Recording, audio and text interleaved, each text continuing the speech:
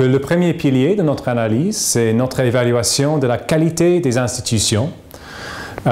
Deuxième pilier, c'est l'évaluation économique. Là, on parle des niveaux de revenus par tête, mais aussi de la structure, s'il y a de la surdépendance sur un ou deux secteurs, et aussi des niveaux de croissance du PIB par tête, de la croissance réelle.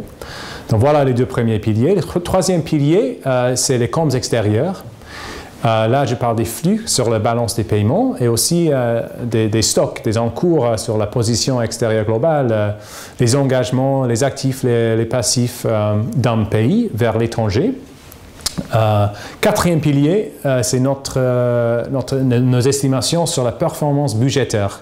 Là, on parle du changement annuel de la dette du gouvernement, mais aussi des encours de la dette, sa structure, les taux d'intérêt moyens, les coûts de la dette en général, la monnaie de la dette aussi, parce que ça c'est important, le risque de taux d'échange là. Et le cinquième et dernier pilier, c'est notre appréciation de la politique monétaire, son efficacité et la nature du régime de taux d'échange.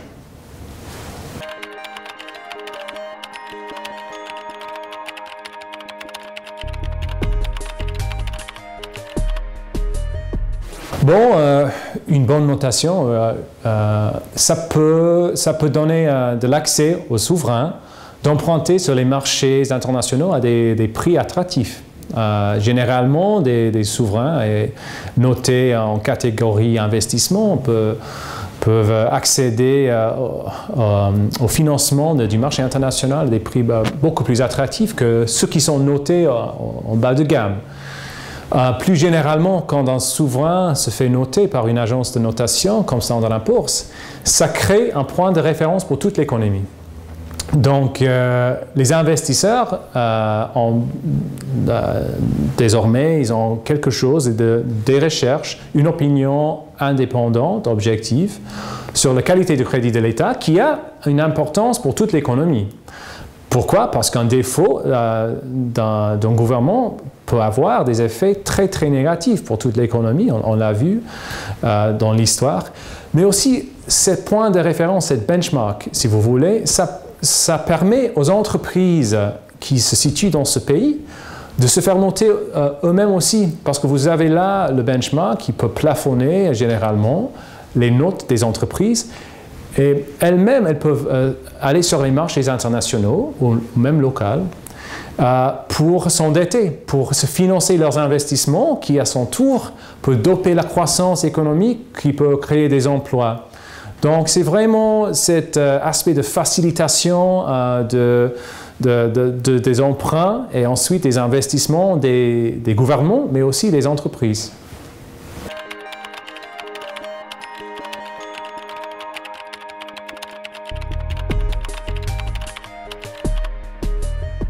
Bon, tout d'abord, je devrais dire que ce n'est pas notre rôle de donner des conseils aux investisseurs d'acheter ou de ne pas acheter un instrument. Notre seul métier, c'est de donner des opinions sur le risque de défaut. C'est vrai que ça peut entrer dans les décisions des investisseurs. C'est un facteur important.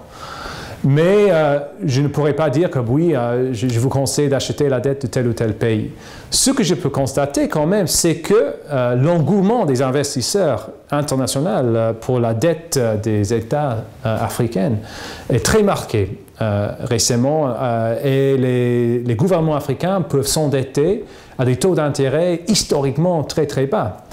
Bon, il y a plusieurs facteurs qui expliquent ça. Je dirais, bon, tout d'abord, il y a le contexte international. On se trouve dans une conjoncture où dans les pays et les économies développées, en Europe, aux États-Unis, de politiques monétaires très très souples.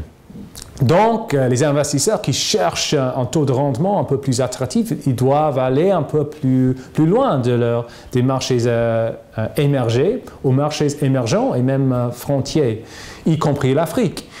Mais ce n'est pas la seule explication pour cet engouement des investisseurs. Je dirais aussi qu'il y a des facteurs propres à l'Afrique. Sur le long terme, on voit la qualité de la démocratie qui s'améliore. Il y a plus de démocratie maintenant qu'il y avait il y a 30 ans en Afrique, par exemple. Il y a plus de transparence et plus d'États qui se sont fait noter.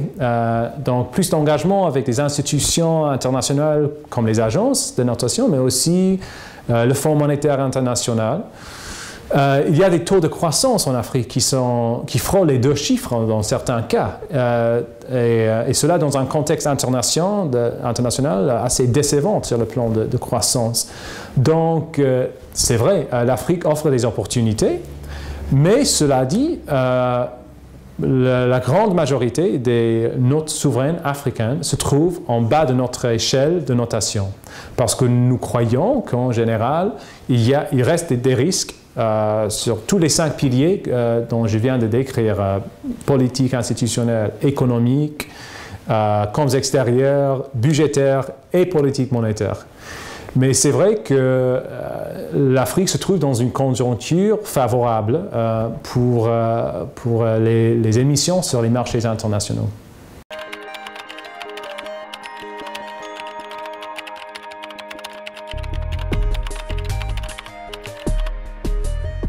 Juste pour vous remercier pour l'invitation de venir ici, c'est un honneur pour moi. Et ça a été une journée de formation très intéressante pour moi, avec beaucoup d'interactions, avec des questions et des commentaires très très bien informés. Donc ça a été très intéressant et je vous remercie.